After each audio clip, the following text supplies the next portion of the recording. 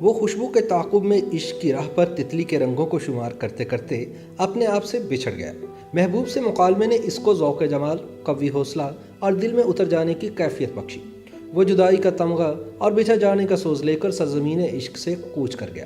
اس کا عشق ذات سے نمودار ہو کر زمانے میں تبدیل ہونے لگا۔ وہ پھر وہ نہ رہا جو تھا، بلکہ وہ ہو گیا جو اسے ہونا تھا۔ دل کی شکست و ریٹ کے ملبے سے جب برآمد ہوا تو بلند حوصلہ تھا۔ اس نے محبت کے نغمے ترک کیے، میں نہیں مانتا کی صدا لگائی، ظلمت کو ضیاء کہا، انقلاب کا مثالی چہرہ اور عوام کا محبوب شاعر بن گیا۔ تاریکی کے دیوان میں روشنی سے لکھے ہوئے اس عوامی شاعر کا نام حبیب جالب ہے۔ حبیب احمد مست میانوی کے نام سے شاعری کی دنیا میں انٹری ڈالنے والے حبیب جالب کتنے حسن پرست اور رومان پرور شاعر تھے، یہ جاننے کے لیے ان کا پہلے مجموعہ برگ آوارہ کا حوالہ کافی ہے۔ وہ صرف شعری مجموعہ ہی نہیں بلکہ ان کے داخلی جذبات کا عکس نامہ بھی ہے۔ دہلی سے کراچی اور پھر لاہور قیام کے دوران وہ اپنی جنم بھومی کی یادوں کو کریدتے رہے۔ فطرت کے حسن میں نسوانی جمال کی آمیزش کر کے بیانیے کو اتنا دلکش انداز میں لکھا جو پڑھنے اور سننے والوں کے دلوں میں اتر گیا۔ وہ محبوب جس کو غزل کے نام سے مخاطب کرتے تھے، اپنے احساس میں پرونے کو مزید کئی مختلف نام اور القابات میں ڈھالتے رہے۔ کہیں نزہت مہتاب، نازش خورشید اور جان غزل کہا تو کہیں بدن نغمگی کہہ کر یاد کیا۔ جالب کی جنم بھومی اس جنم کا حوالہ بھی ہے۔ جب آتش جوان تھا، آنکھیں خواب لیے مخمور ہوا کرتی تھی، خوابیدہ تنہائی، وصل کے لمحے مہیا تھے اور جذبات کا شیریں احساس منہ زور تھا۔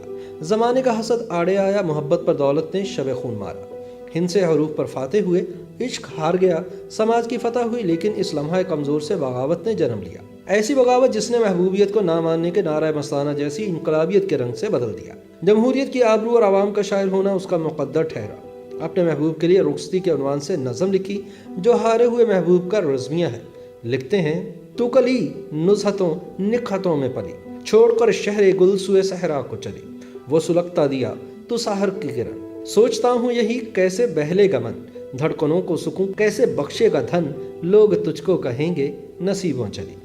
جالب کے پہلے مجموعہ برگ آوارہ میں ان کی داخلی زندگی کے اوراق بکھرے پڑے ہیں۔ محبوب کی ادائیں، خدوخال، دلکشی، جاذبیت، حسن کے دیگر کرشمے اور انکہی باتوں کا تفصیلی احوال ملتا ہے۔ حبیب جالب نے محبوب کو پردے میں جہاں کئی القابات سے مخاطب کیا، وہیں کئی دیگر حسین، ذہین اور دلکش خواتین کو تخلیقی خراج بھی پیش کیا۔ کہیں ممتاز بازبان نظم تو کہیں اداکارہ نیلو کی خودکشی کو رقص زنجیر پہن کر بھی کیا جاتا ہے کو نظم کیا۔ گلوکارہ نور جہاں اور لتا منگیشکر پر خراج کے پھول برسائے تو کہیں فریدہ خانم کے ترنم کو بیان کیا۔ مثال کے طور پر یہ دو اشعار، جس کی آنکھیں غزل، ہر ادا شعر ہے، وہ میری شاعری ہے، میرا شعر ہے، وہ حسین زلف شب کا فسانہ لیے، وہ بدن نغمگی، وہ قبا شعر ہے۔ عوامی شاعر حبیب جالب 24 مارچ سن 1924 کو ہندوستان کے ضلع ہوشیارپور کے علاقے میانی افغانہ میں پیدا ہوئے۔ غربت و افلاس کے ماحول میں آنکھ کھولی، والد اور بڑے بھائی سے شاعری ورثے میں ملی۔ پہلا مجموعہ برگ آوارہ کی اشاعت میں چھوٹی بہن کا کردار تھا۔ اس نے ان کے بیکار کاغذ کے پرزے جمع کیے جن پر ان کی زیادہ تر شاعری لکھی ہوتی تھی۔ قیام پاکستان کے بعد ہجرت کر کے کراچی پہنچے، یہاں سے کئی شہروں سے ہوتے ہوئے لاہور میں مستقل طور پر مقیم ہو گئے۔ پہلے وہ اپنا نام حبیب احمد مست میانوی تخلص کرتے تھے، جو بعد میں حبیب جالب ہو گیا۔ پاکستانی صحافت سے بھی علاقہ رہا، فلمی دنیا سے بھی جڑے رہے۔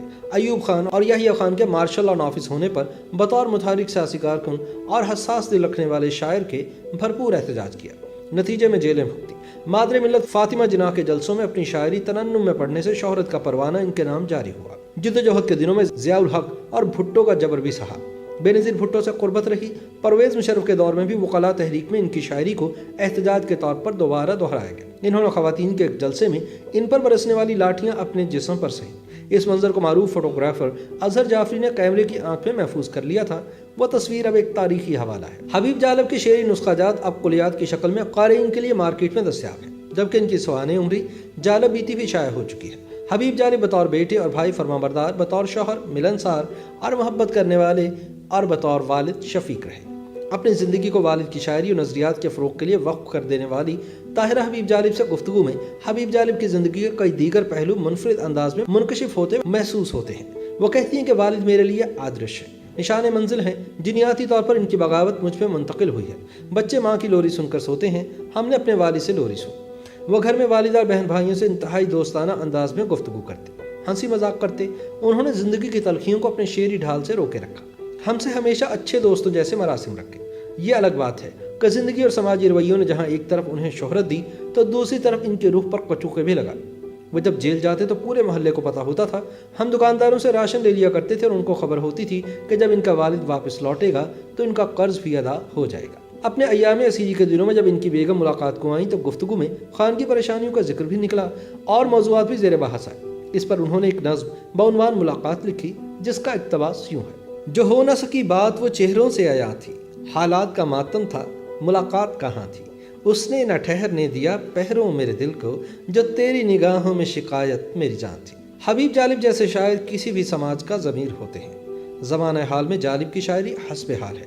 وہ ذات سے زمانے تک محبت اور احتجاج کے حسین رنگوں سے مزین ایسے الفاظ کو تراشتے ہیں جیسے کوزے میں دریا بند کر دیا جائے۔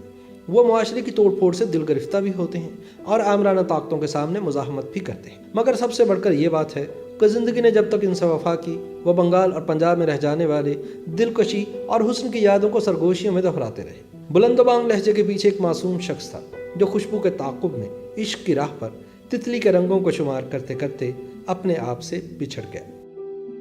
YouTube پر گوگلی نیوز دیکھنے کے لیے youtube.com کی سرچ بار میں googly news T V type کریں۔ گوگلی نیوز کے پیج پر سرخ رنگ کے سبسکرپشن والے بٹن پر کلک کرنا نہ بھولیے۔ YouTube پیج پر اپلوڈ ہونے والی ویڈیوز سے باخبر رہنے کے لیے بیل آئیکن پر کلک کیجیے۔ آپ کو ہر نئی ویڈیو کے بارے میں نوٹیفیکیشن موصول ہو جائے گا۔